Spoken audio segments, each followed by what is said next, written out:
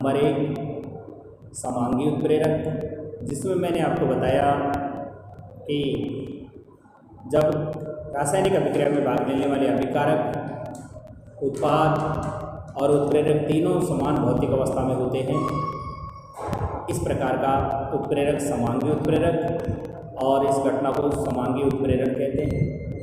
उसी प्रकार से अभिक्रिया में भाग लेने वाले अभिकारक, उत्पाद और उत्प्रेरक तीनों की भौतिक अवस्था यदि भिन्न होती है, इस प्रकार का उत्प्रेरक विषमांगी उत्प्रेरक और इस घटना को विषमांगी उत्प्रेरण कहते हैं। क्रिया के आधार पर मैंने आपको उत्प्रेरक 4 प्रकार के बताए: धनात्मक उत्प्रेरक, ऋणात्मक उत्प्रेरक, स्वतः उत्प्रेरक और जैव उत्प्रेरक। धनात्मक रासायनिक अभिक्रिया के वेग को बढ़ा देता है, ऋणात्मक रासायनिक अभिक्रिया के वेग को कम कर देता है। स्वतः उत्प्रेरक रासायनिक अभिक्रिया में भाग लेने वाला अभिकारक जब उत्पाद में बदल जाता है तो वो उत्पाद ही उत्प्रेरक का कार्य करने लग जाता है, स्वतः उत्प्रेरक कहलाता है। इसी कड़ी में पॉइंट नंबर 4 जैव उत्प्रेरक। मैंने आपको बताया था जैव रासायनिक अभिक्रियाओं की गति को बढ़ाने वाले पदार्थ या जिन पदार्थों को जैव रासायनिक अभिक्रियाओं की गति को बढ़ाने में काम में लिया जाता है, जैव उत्प्रेरक कहलाते हैं। इन्हें हम साधारण भाषा में एंजाइम भी कहते हैं। ये एंजाइम जटिल नाइट्रोजन कार्बनिक यौगिक होते हैं। यहाँ से मैं आज आपको पढ़ाऊँगा। तो देखिए, मैं आपकी परिभाषा एक बार फिर बोल देता हूँ कि जैव उत्प्रेरक जैव रासायनिक अभिक्रियाओं की गति को बढ़ाने वाले जिन पदार्थों का उपयोग किया जाता है, जैव उत्प्रेरक कहलाते हैं। इन्हें साधारण भाषा में एंजाइम के नाम से भी जानते हैं। यहाँ तक मैं आपको कल बता चुका था। अब इससे आगे का पॉइंट हम चालू करते हैं कि एंजाइम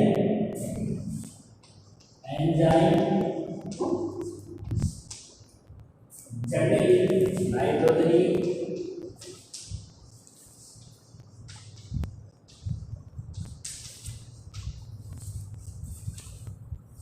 कार्बनिक यौगिक होते हैं।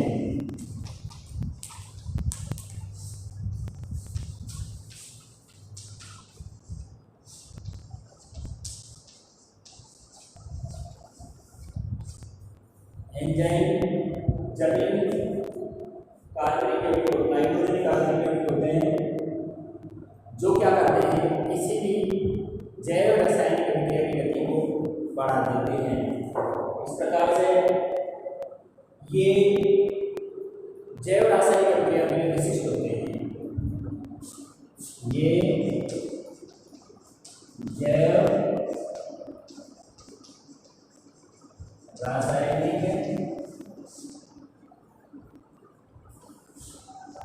अभिक्रियाओं के लिए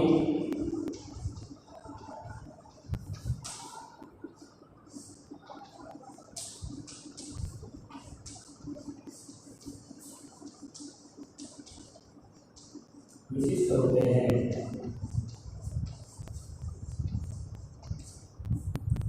अगर हम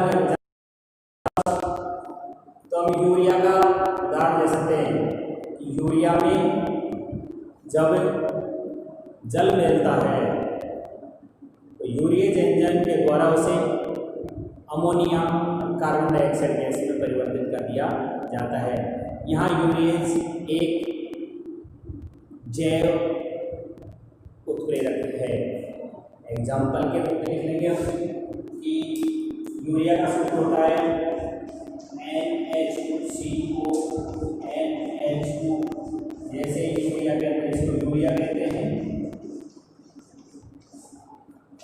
H को जल ग्रहण करते हैं, लेकिन यहाँ जैव उत्प्रेरक यूरिएज होता है। यूरिएज इस जैव उत्प्रेरक के द्वारा इस यूरिया से अमोनिया बनने की स्थिति से प्रभावित होती है। समीकरण को हम संतुलित कर लेंगे। हम देखेंगे NH2 2N हो गए हैं और H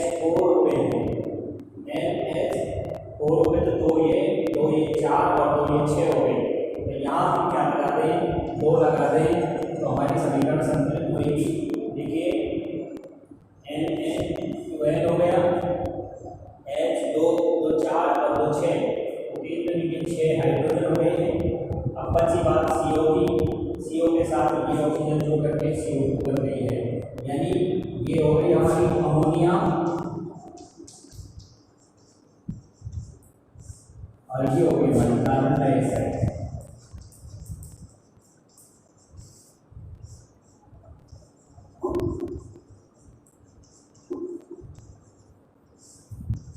ये तो हमारी अमोनिया हो गई और ये हमारी हो गई है कार्बन डाइऑक्साइड।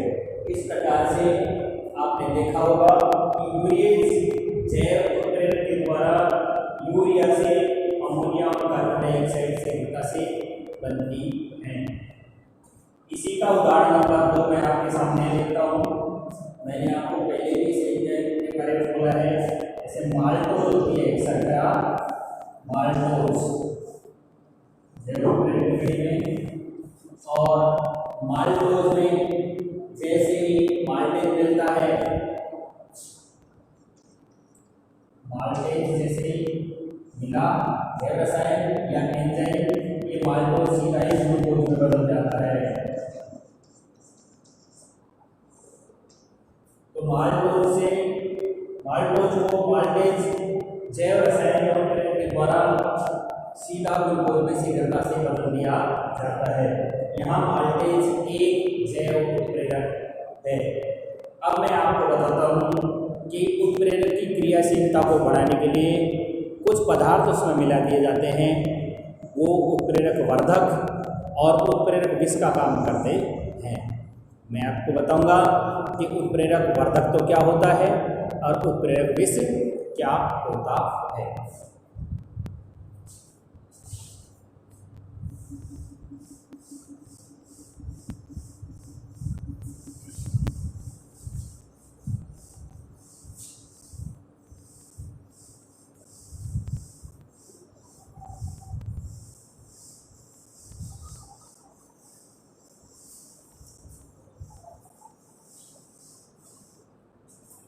जैसे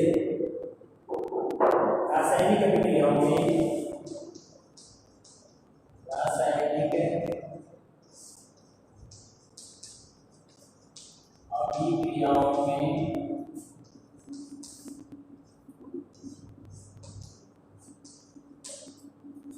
उत्प्रेरक की क्रियाशीलता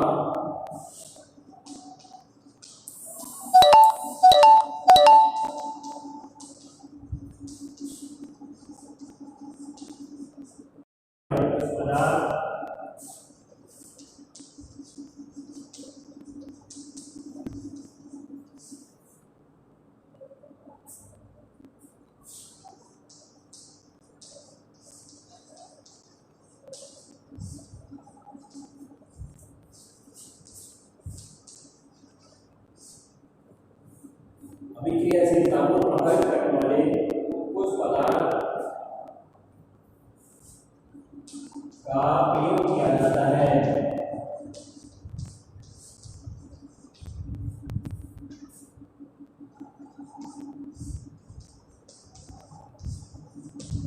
जिन्हें उत्प्रेरक वर्धक तथा उत्प्रेरक विष पदार्थ कहते हैं।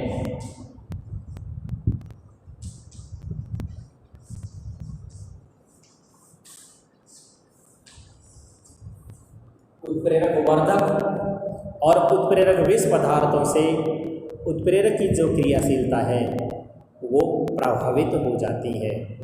उत्प्रेरक वर्धक उत्प्रेरक की क्रियाशीलता को बढ़ाने वाले होते हैं, जबकि उत्प्रेरक विष उत्प्रेरक की क्रियाशीलता को कम करने वाले पदार्थ होते हैं। मैं पहले आपको उत्प्रेरक वर्धक के बारे में बताऊंगा।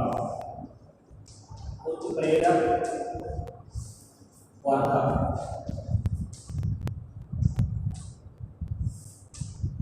उत्प्रेरक वर्धक वे पदार्थ होते हैं जो अभिक्रिया में अभिकारक और उत्प्रेरक के साथ मिश्रित करके प्रयोग किए जाते हैं और उत्प्रेरक की क्रियाशीलता बढ़ जाती है।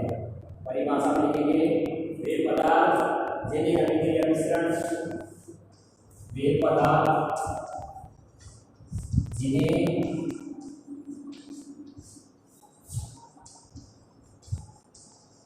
अभिक्रिया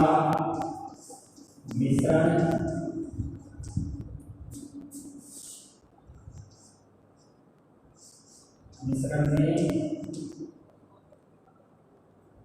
उत्प्रेरक के साथ मिलाने पर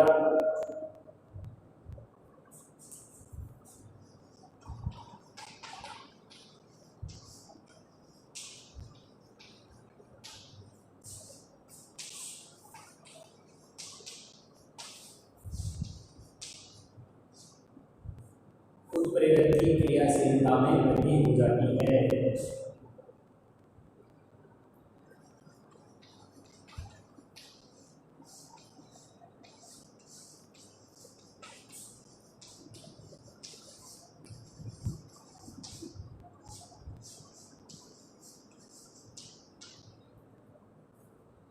वृद्धि हो जाती है।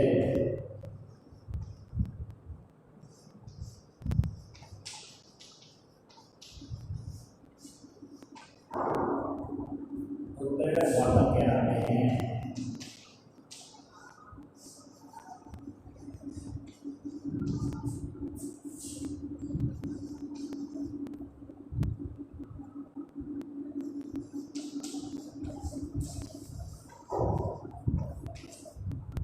जैसे एग्जाम्पल के तौर पर एग्जाम्पल में यदि हम लिख लें कि N2 plus 3H2 reaction 2NH3, nitrogen और हाइड्रोजन दोनों गैसों को मिलाया और दोनों गैसों को मिलाने के बाद हमारे सामने ये क्या बन गई है, अमोनिया। अमोनिया बन रही है। यदि अमोनिया में हमने साथ में डाल दिया Fe तो अमोनिया की बनने की गति और तेज हो जाती है। लेकिन यदि इसके सामने हमने MO मॉलिब्डेनम का चूर्ण मिला दिया तो बहुत शीघ्रता से ही अमोनिया गैस बनती है। अर्थात इसने इस Fe आयरन के चूर्ण की क्रियाशीलता को बढ़ा दिया है। यहाँ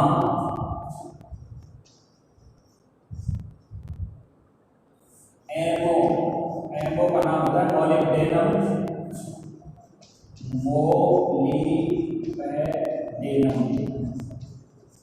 मॉलिब्डेनम Fe आयरन की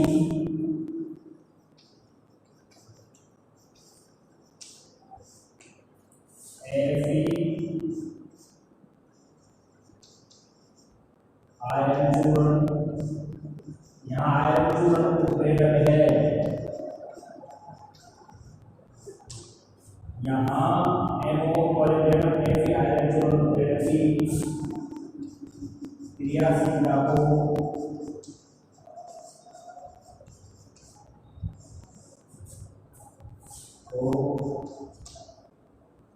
बढ़ा देता है।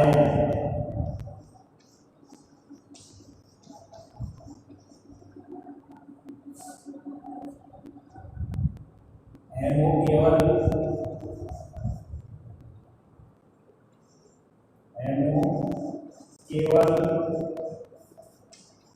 उत्प्रेरक वर्धक है।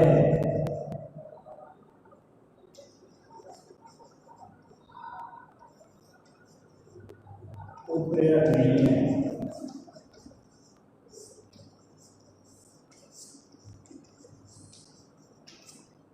आपके सामने उत्प्रेरक वर्धक पॉइंट क्लियर हो गया है। वे पदार्थ जिन्हें अभिक्रिया मिश्रण में उत्प्रेरक के साथ मिलाने पर उत्प्रेरक की क्रियाशीलता में वृद्धि हो जाती है, उत्प्रेरक वर्धक कहलाते हैं। N2 CH2, ये भी गैस है, ये भी गैस है और ये भी गैस है, ये सॉलिड है।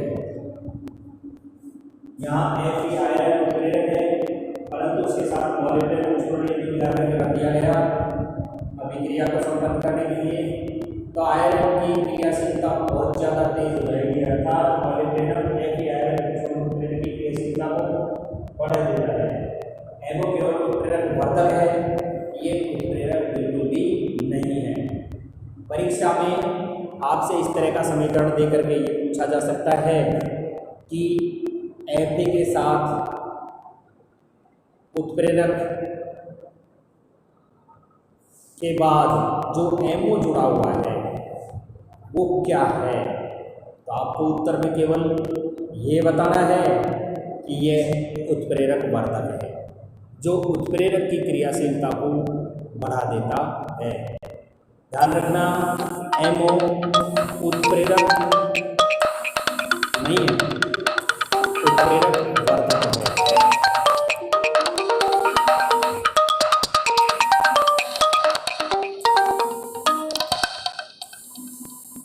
पॉइंट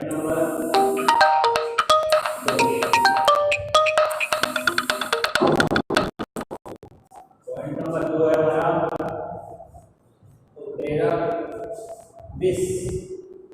सेकेंड पॉइंट लिखिए हम, क्या इसी का ही उदाहरण हमने होगा उत्प्रेरक वर्धक का ही। उदाहरण नंबर 2 इसके बाद में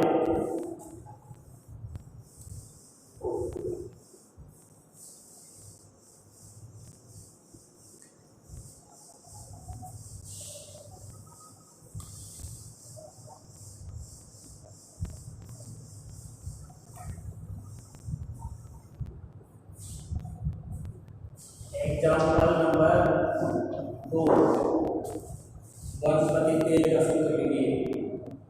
वनस्पति तेल का सूत्र जानते क्या होता है?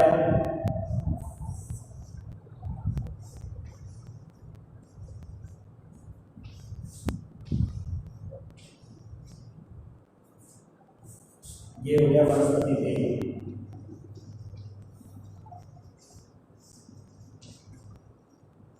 और हम जानते हैं वनस्पति तेलों का जब क्या किया जाता है, हाइड्रोजनीकरण किया जाता है, तो किसमें बदल जाता है वो? वनस्पति घी में बदल जाता है। चारों संयोजकता पूरी करने के लिए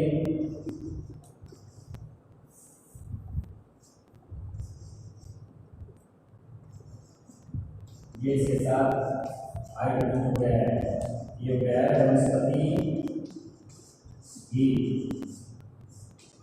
अब यदि हम जानते हैं कि इसे निकल उत्प्रेरक की उपस्थिति में क्रिया की जाती है, परंतु यदि निकल के साथ हम क्या मिला दें, कॉपर मिला देते हैं, तो अभिक्रिया बहुत तेजी से संपन्न होती है। यहाँ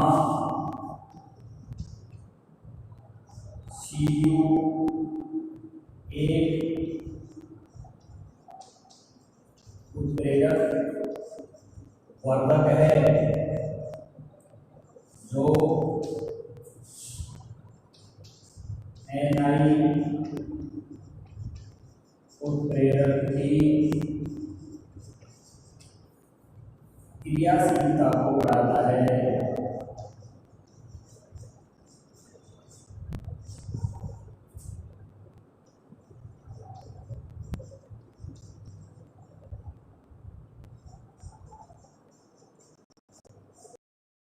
उत्प्रेरक नहीं है,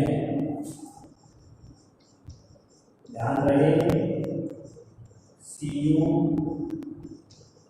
उत्प्रेरक वर्धक है,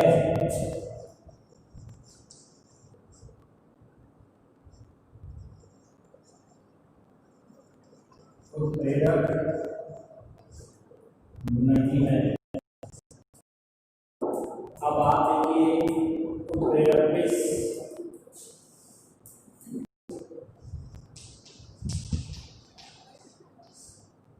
उत्प्रेरक विष बिल्कुल पहले वाली परिभाषा का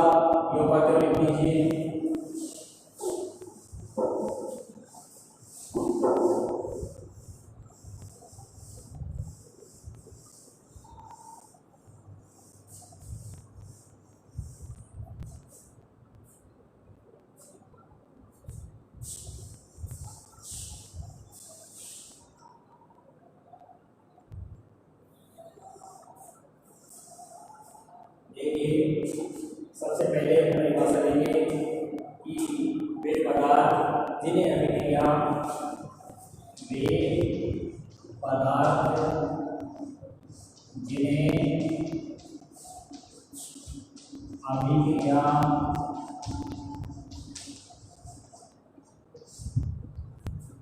मिश्रण में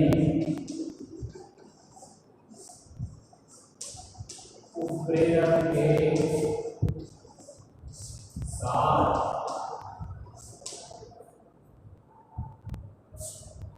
मिलाने पर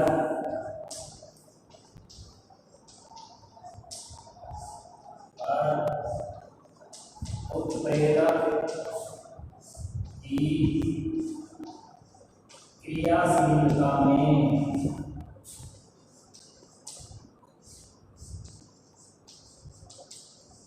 कमी हो जाती है।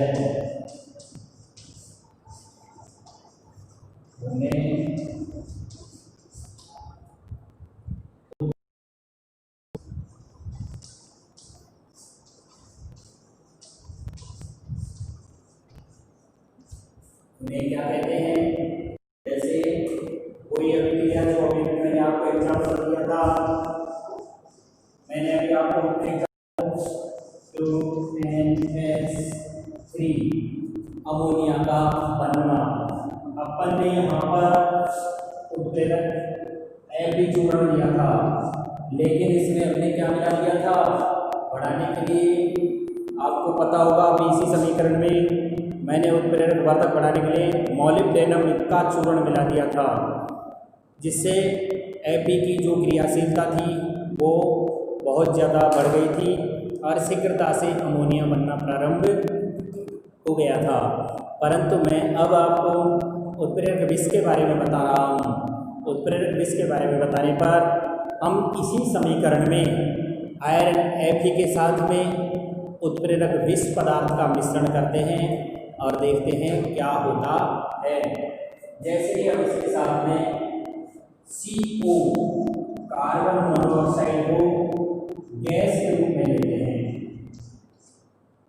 उत्प्रेरक विष करने के लिए हम क्या मिला देते हैं इसके साथ में? Carbon monoxide gas. तो देखते हैं अमोनिया बनने की गति बहुत कम हो गई है। यहाँ उत्प्रेरक Fe लोहचूर्ण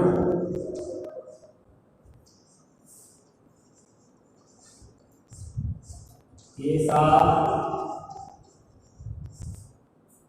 CO carbon monoxide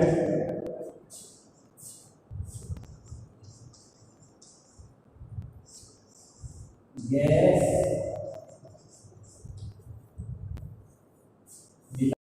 ammonia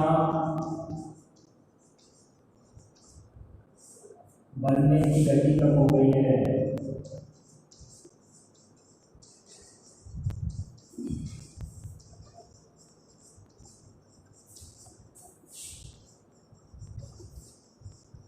अतः COA उत्प्रेरक विष है।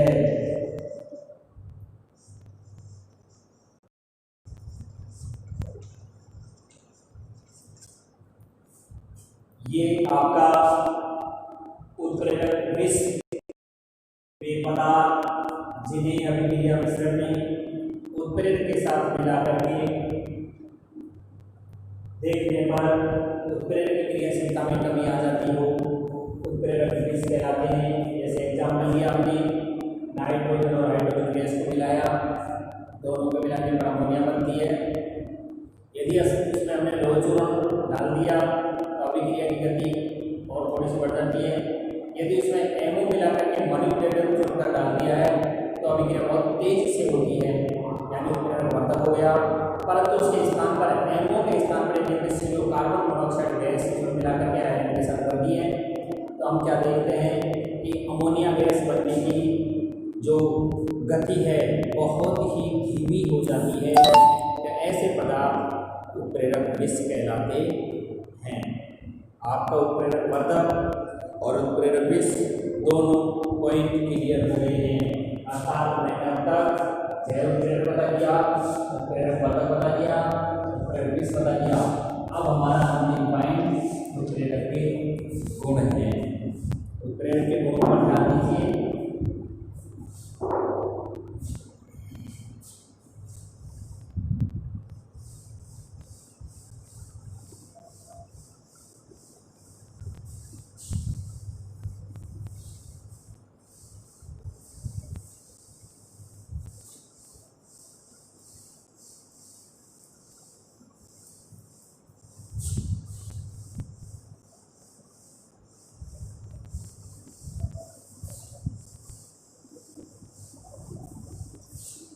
हमारा पॉइंट है उत्प्रेरक के गुण।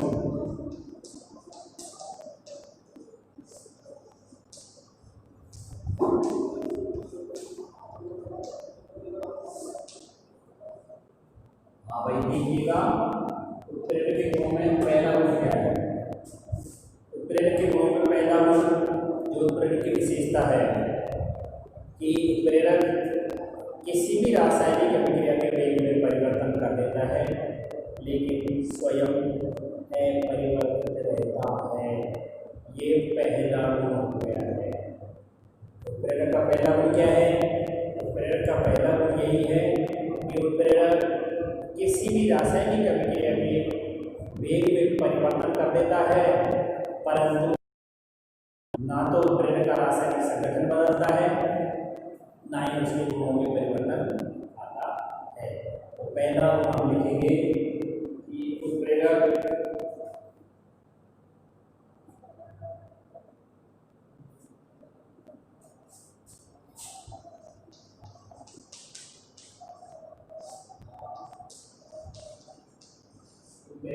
किसी भी क्रिया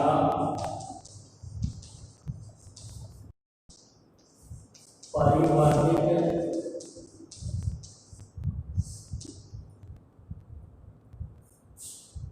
कर देता है, परंतु स्वयं परिवर्तित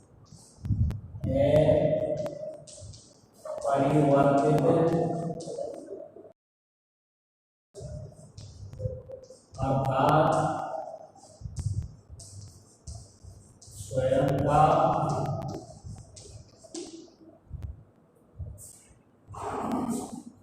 स्वयं का रासायनिक संगठन एवं मात्रा में परिवर्तन नहीं होता है।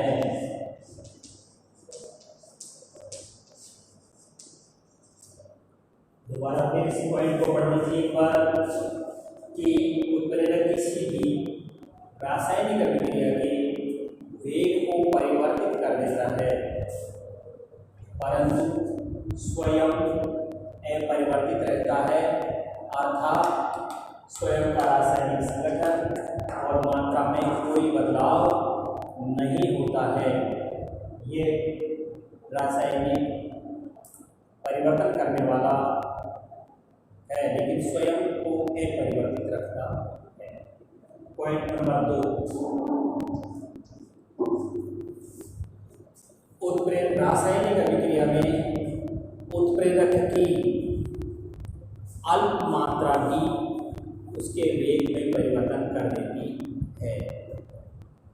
दूसरा पॉइंट हम लिखेंगे कि उत्प्रेरक की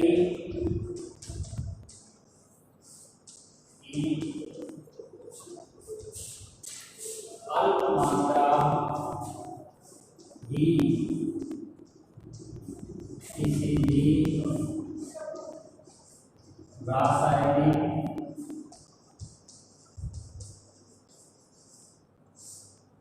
अभिक्रिया में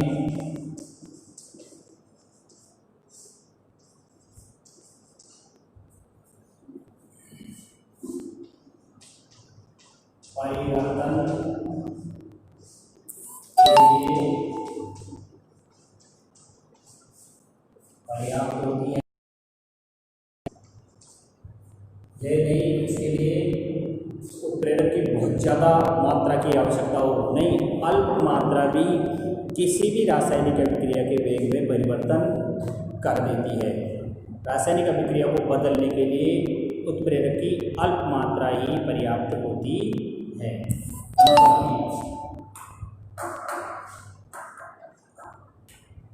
प्रत्येक रासायनिक अभिक्रिया के लिए विशिष्ट उत्प्रेरक होते हैं।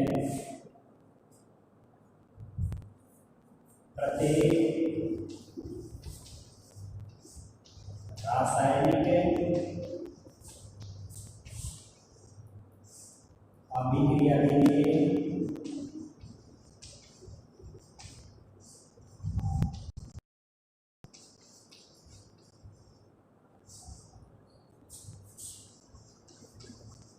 उत्प्रेरक की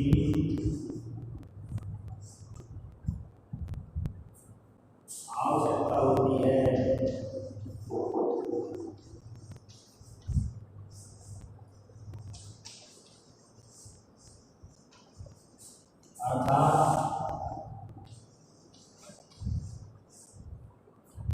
भिन्न भिन्न अभिक्रिया के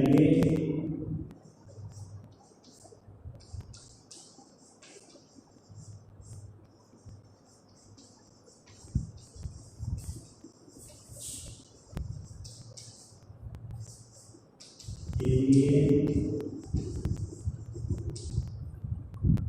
उत्प्रेरक भी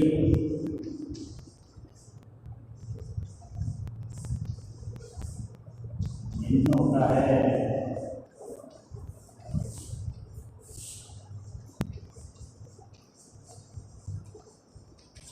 अर्थात कहने का तात्पर्य ये हुआ कि भिन्न भिन्न अलग अलग अभिक्रियाओं के लिए अलग अलग अभिक्रियाओं को संपादित नहीं कर सकता है। अर्थात कहने का मतलब ये हुआ कि अलग अभिक्रिया तो उसके लिए अलग ही उत्प्रेरक आवश्यक होता है। पॉइंट नंबर 4 देखिए,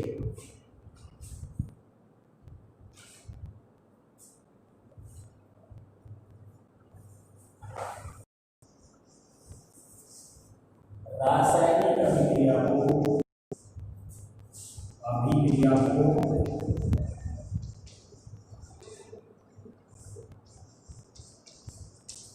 प्रारंभ नहीं करता है,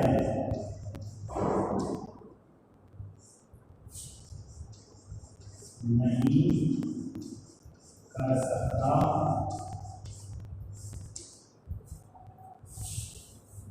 प्रारंभ होने के बाद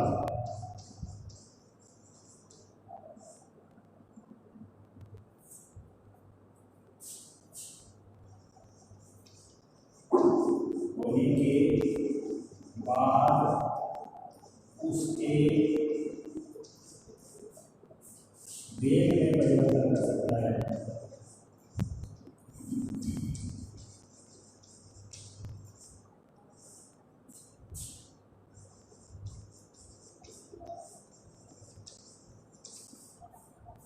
समझाने का तात्पर्य यह है कि उत्प्रेरक किसी भी रासायनिक अभिक्रिया को प्रारंभ नहीं करता है, प्रारंभ होने के बाद वेग को परिवर्तित करने की क्षमता रखता है।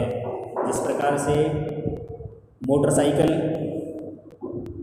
पेट्रोल से चलती है, परंतु मोटरसाइकिल में खड़ी करके और पेट्रोल की टंकी फुल कर दी जाए तो वो अपने आप स्टार्ट होकर के नहीं चलती है। उसे स्टार्ट करने के लिए या तो सेल्फ लेना पड़ता है या किक मारना पड़ता है। एक बार इंजन को प्रारंभ करना पड़ता है, उसके बाद पेट्रोल उस इंजन की गति को बढ़ा देता है। उसी प्रकार से उत्प्रेरक के द्वारा कोई भी रासायनिक अभिक्रिया प्रारंभ नहीं की जा सकती है, प्रारंभ होने के बाद उसके वेग को बढ़ाया या घटाया उत्प्रेरक के द्वारा जा सकता है। उसी प्रकार से नंबर 4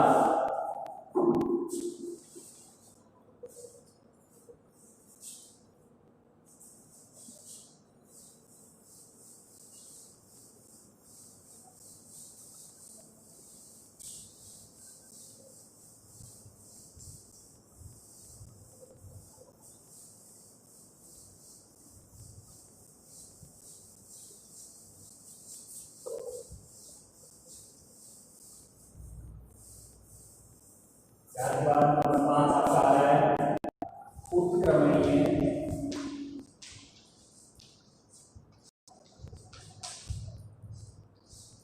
में उत्प्रेरक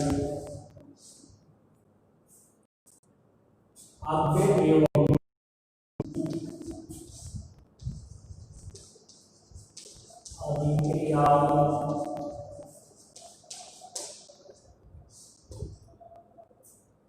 को समान वेग से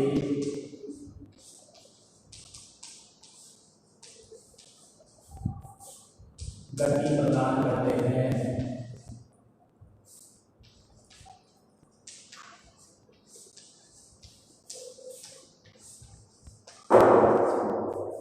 अर्थात कहने का तात्पर्य ये हुआ कि यदि मान लीजिए रासायनिक अभिक्रिया उत्क्रमणीय है, अर्थात दोनों दिशाओं में चलती है, अभिकारक से उत्पाद भी बनता है और उत्पाद से उन्हीं परिस्थितियों में अभिकारक का निर्माण भी होता है, तो रासायनिक अभिक्रिया अभिकारक से उत्पाद की तरफ जाने वाली अग्र अभिक्रिया कहलाएगी तथा उत्पाद से अभिकारक की ओर आने वाली प्रतीप अभिक्रिया कहलाएगी।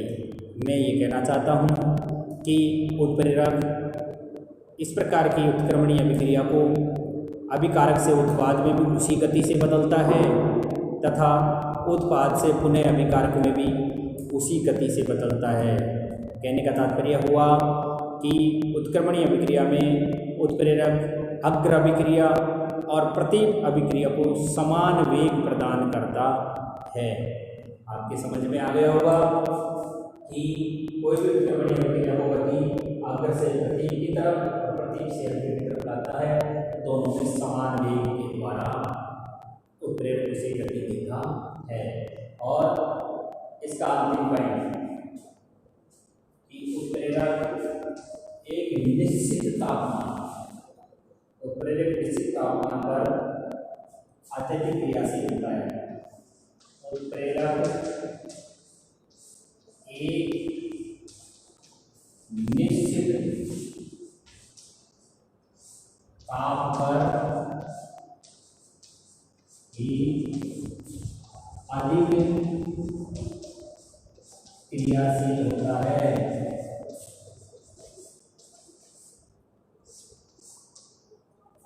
उत्प्रेरक निश्चित ताप पर ही अधिक क्रियाशील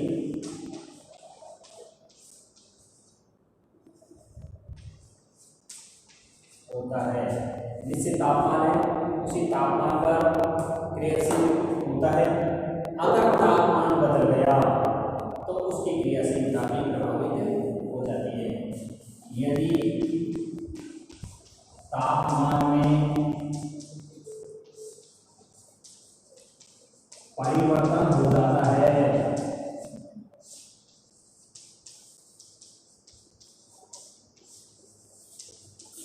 तो निश्चित रूप से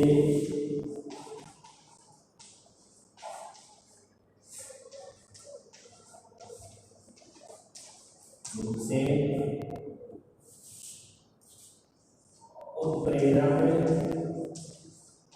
की क्रियाशीलता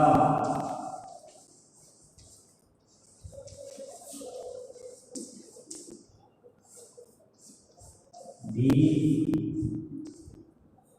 प्रभावित हो जाती है।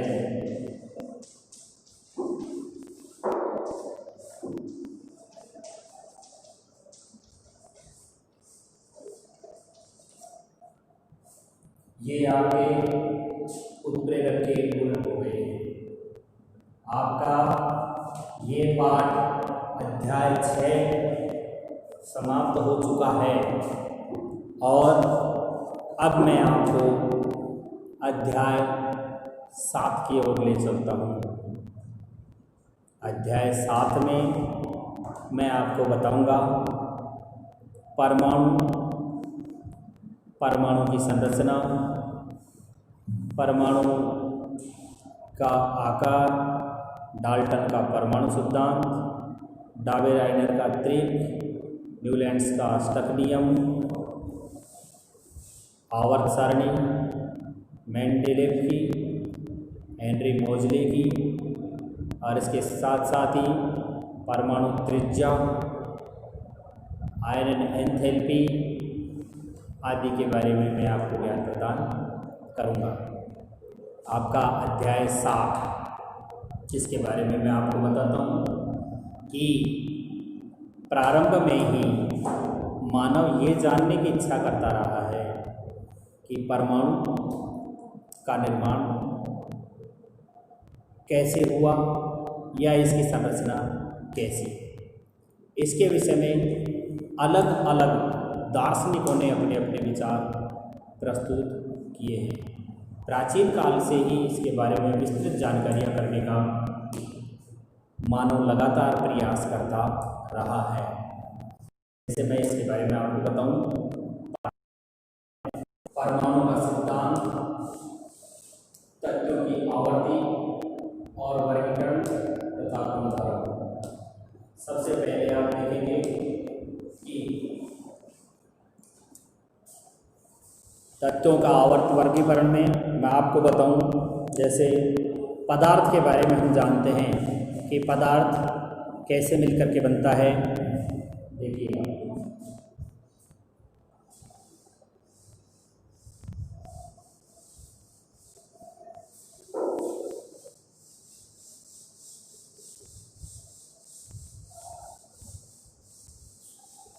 आज मैं आपका पॉइंट क्लियर कर देता हूँ ताकि कल आपको मैं सीधे ही डाल्टन के परमाणु सिद्धांत पर ले जाऊँ। तो सबसे पहली बात हमारी पदार्थ का निर्माण। हम जानते हैं कि इलेक्ट्रॉन, प्रोटॉन और न्यूट्रॉन, ई का मतलब हो गया इलेक्ट्रॉन, सी का मतलब हो गया प्रोटॉन और एन का मतलब हो गया न्यूट्रॉन। ये तीनों परमाणु के अपारमाणिक कण हैं। इन तीनों से मिलकर के किसका निर्माण होता है? परमाणु का निर्माण होता है। परमाणु से मिलकर के सारे परमाणु मिलकर के अणु का निर्माण करते हैं। कई सारे अणु मिलकर के और पदार्थ का निर्माण करते हैं।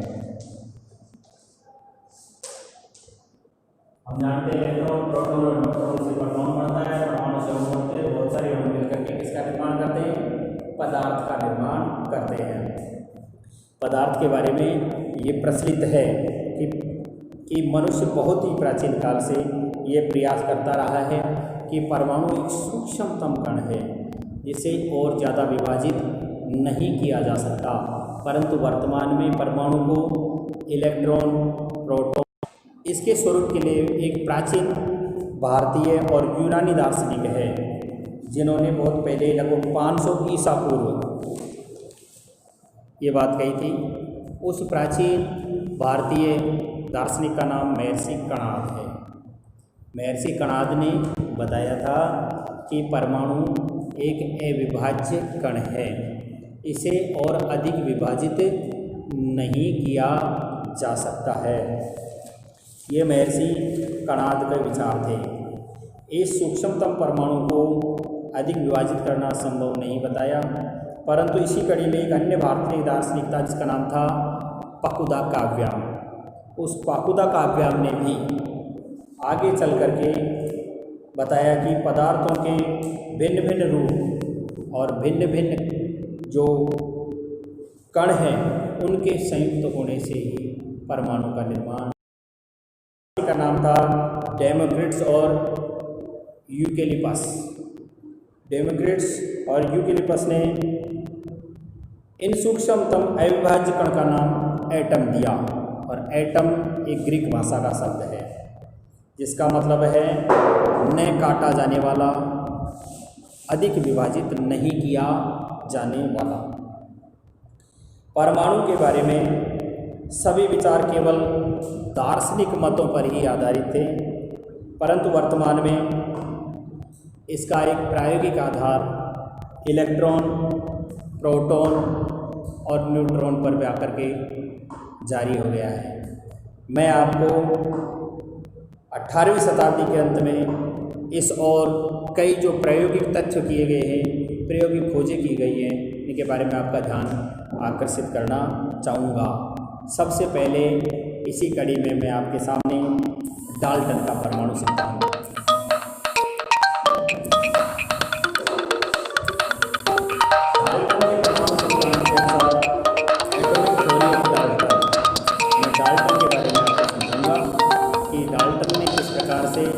परमाणु के बारे में बताया।